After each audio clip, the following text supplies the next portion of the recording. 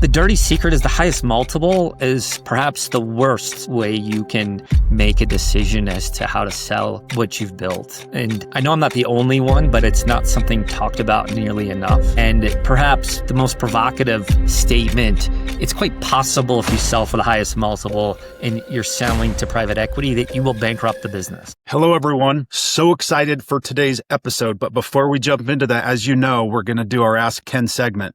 The question that came in today, and I actually really appreciate this one. What's the biggest mistake DSOs make when they're creating a budget, and how can they fix it quickly? There's actually two big mistakes. The first mistake is that you think that your budget is actually right as soon as you hit save on that spreadsheet. It's absolutely wrong. And there are going to be the twists and turns that are going to happen. So probably the first thing to do is be patient with yourself, be patient with the process, and understand that it's going to get better and better the more that you the more that you drive those validated assumptions into your model. The second part here is, instead of just trying to say, well, this practice did $1 million last year, let's do 1.1 million. Instead of doing something like that, why not go down to more of a zero-based budget and look at doctor days, look at days open, and look at the production that those doctors generally will do, and the modalities that they tend to lean toward. So if you really build a budget around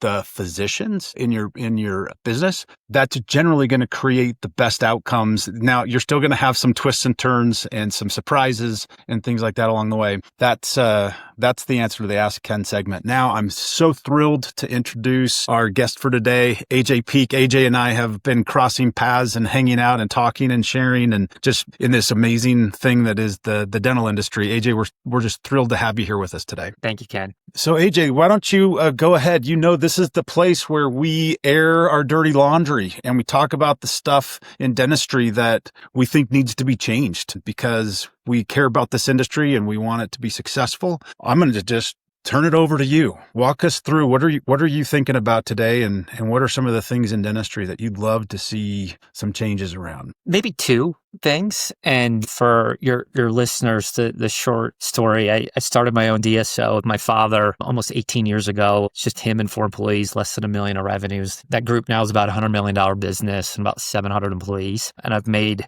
maybe every mistake you can imagine, and have the scar tissue and hopefully a little bit of wisdom from that process. And I think one of the things is I'm talking to other founders and they're thinking of, pursuing a big exit, or a small exit, maybe 5 locations and selling to a strategic buyer, or they're 20, 30 locations and thinking of taking on a private equity investment. And I don't think I was given, it worked out for me, but I kind of had to figure it out the wrong way.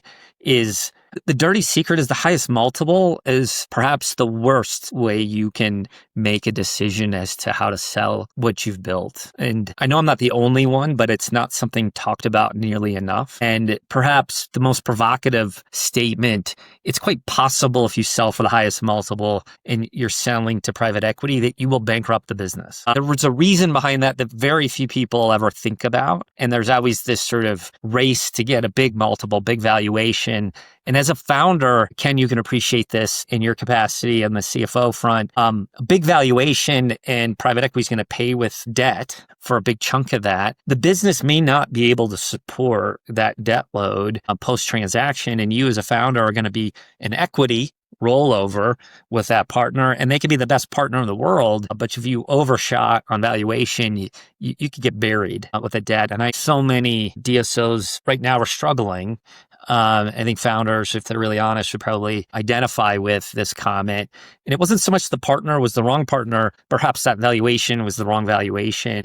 There's this race, this sort of big phantom number, but that's not the number on your bank account. And if you transact, let's say you roll over 30, 50, 60% of your equity into this business and it's saddled with debt, you might be stuck in that in a very unfavorable situation, unable to grow because your leverage ratio is so high. Interesting. And I appreciate you saying the leverage ratio there, because that's what I started to think about as you were going through this.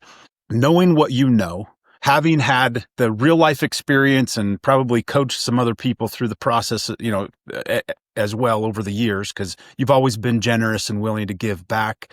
to the dental community, for which I've been very grateful. I think it'd be interesting. So what is it that seller should be thinking about? What is it that they should be looking out for in terms of, is this deal going to end up too levered or over levered to the point that it could actually jeopardize the entire business at some point? And as you said, AJ, and I just want to validate this, we have a lot of DSOs right now that are stuck. I've started to hear the term zombie DSO, and that's where they barely are kind of paying the bills and keeping the lights on, but they don't have any capital or capacity to borrow to grow. And it's a really interesting, unique time in the industry. But yeah, if somebody was thinking about selling now, this year, this quarter, or, in the beginning of the next year, what should they be thinking about here? Because it's really critical.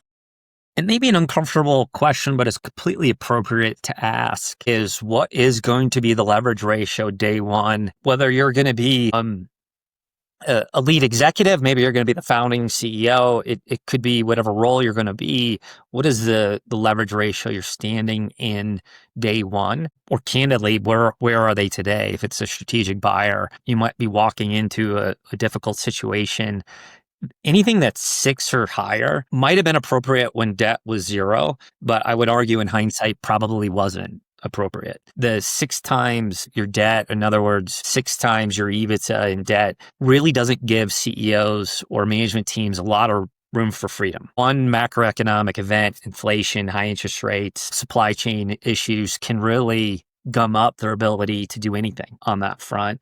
And regrettably, this goes, Ken, you could probably speak on this on a whole podcast itself. The higher the leverage ratio, likely the higher the multiple on the business. And you can kind of almost guesstimate if they're giving you a high valuation, they're going to have high leverage on the deal. Whereas perhaps maybe the slightly more modest valuation is a much more favorable place for you to be, and much more safer if you're thinking about the equity and partnership and, your continued livelihood post that transaction. Yeah.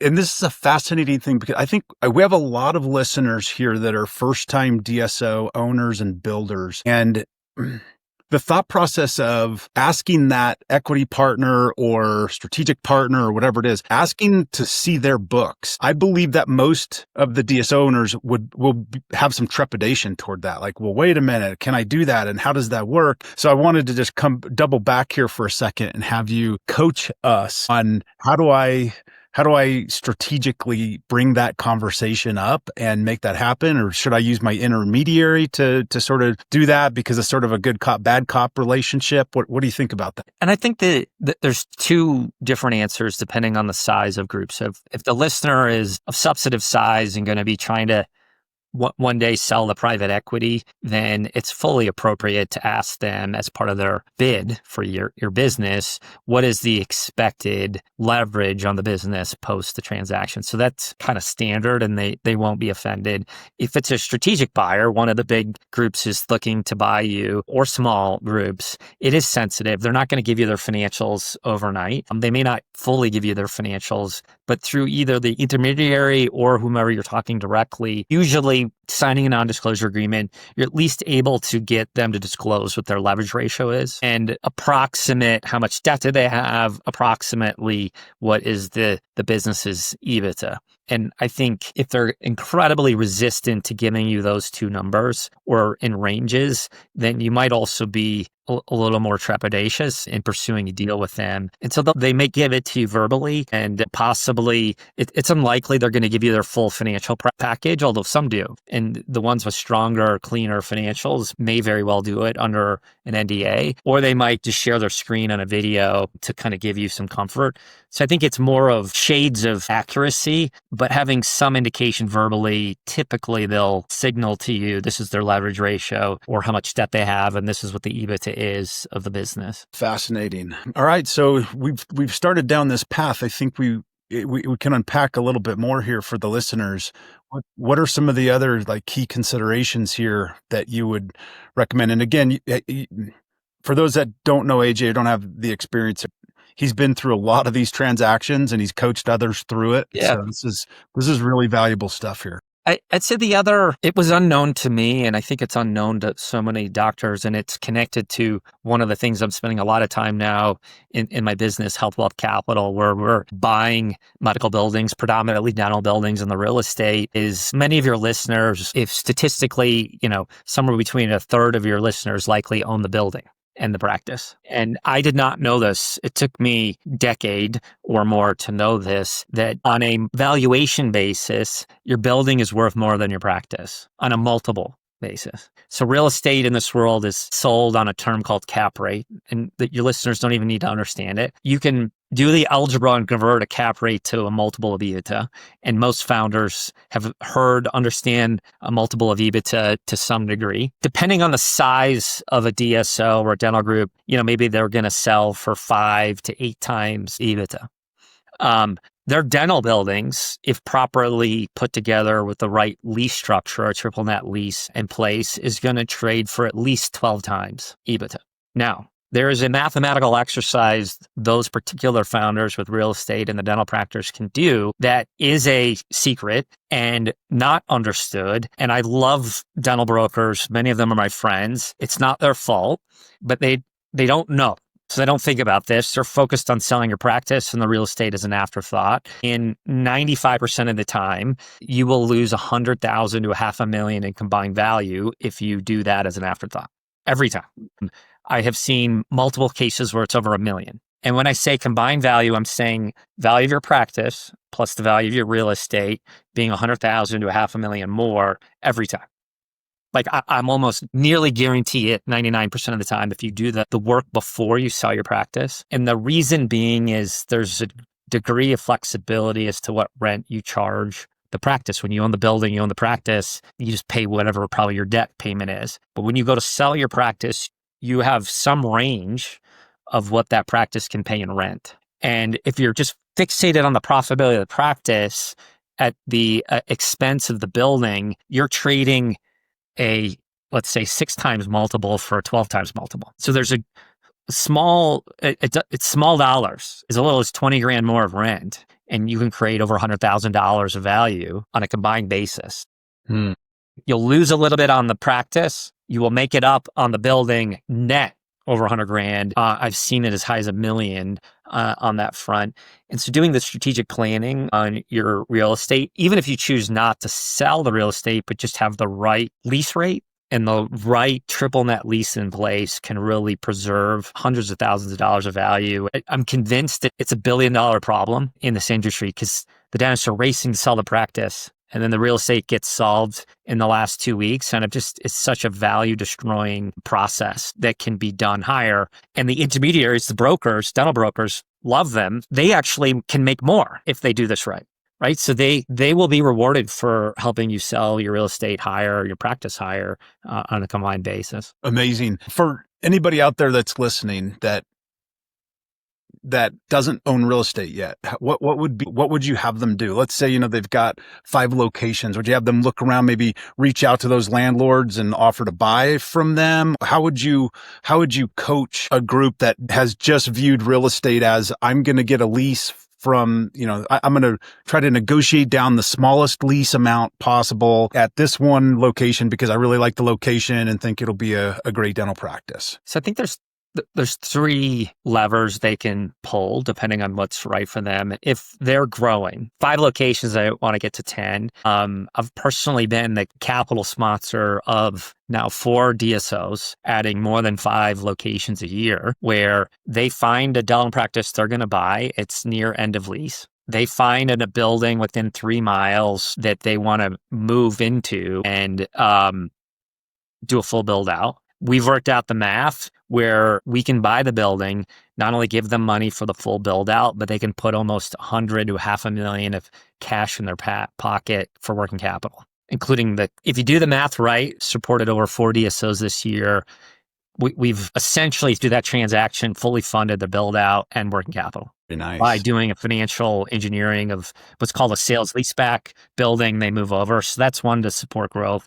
The second, if they just want to own the real estate themselves, yes, ask the owner, etc. on that front. If they're buying practices and the seller owns the real estate, there's no better way than to buy both at that time. If you do buy it and you own the dental practice and now the real estate, when you choose to sell that real estate, you might actually be able to get quite an arbitrage. So for example, many selling dentists, they don't know, so they don't have what a triple net lease is valued. That the dentist can buy the practice, let's say the building for whatever the local appraisal is, $750. They can then turn around, talk to somebody like us that will value it on a triple net lease basis. We may buy that building now for $1.25 million.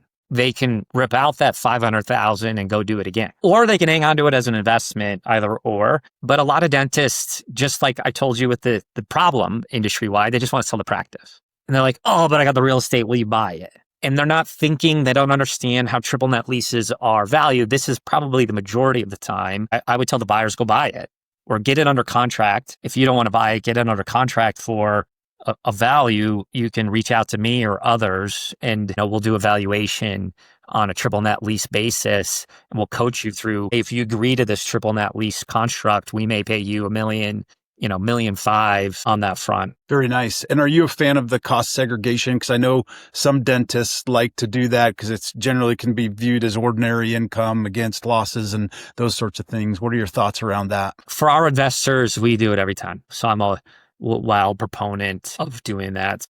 Would you maybe just explain it? I'm not sure how much our listeners know or understand this, but it can be a really, really powerful tax tool as well. Yeah.